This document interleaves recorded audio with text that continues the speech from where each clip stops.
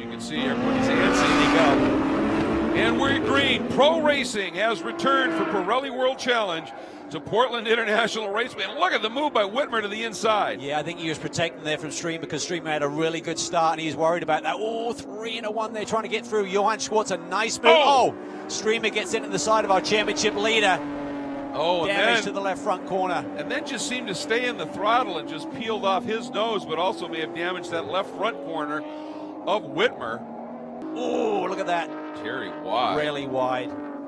Number 23 is Strymer. He is going to have to do a stop and hold for incident responsibility in that hit with Carl Whitmer. Kozarov once again down that long, winding back straight, and then into this sequence of corners.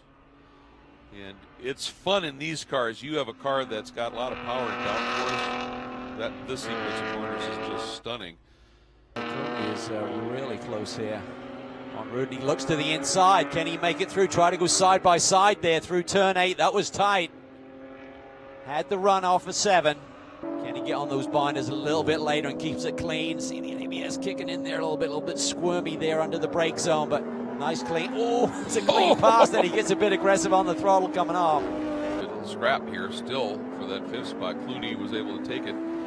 Sometimes it's a little bit easier, obviously, to follow for just a little bit. And particularly if you could just work together, not race each other, see if these two guys, Clooney and Rude, be able to get back to the rear bumper of Travis.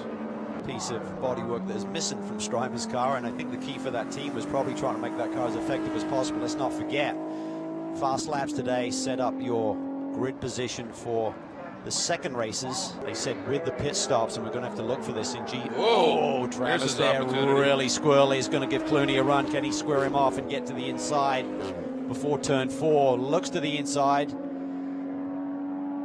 Tucks in there. That's good racing between these two, giving each other just enough racing room.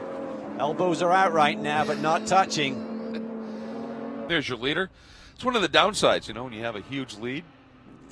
We don't see a lot of you. There's Johann. Just kind of in a lonely third right now. Is this Whitmer coming up and picking up a position here? Did he close the gap up on Schmidt? I think he may have just gone through. That's big. Yeah, that's big. That's for position. That's for 8th. There is a look at Kozarov. Again with Strymer a couple of laps down behind him. Vesco through 10, 11, and setting up for 12, and should be getting the white flag. He's been dominating so far, and he will make up a bundle of points. 11 points he'll make up on Carl Whitmer, so that will mean he will have a 9-point advantage over Carl.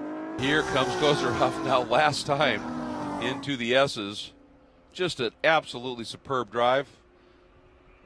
Here we go. Kozarov out of the last turn. You can see the crew to the wall. Nissan in the hands of Vesco Kozarov at Reardon Racing win in the return of Pirelli World Challenge to Portland International Raceway. And he did it with vigor. He really did. That was something. 1-2. Paul Terry follows him across the line, but some 8.5 seconds back. So that was a dominant performance by that team. And for Vesco, the championship lead is back in his hands.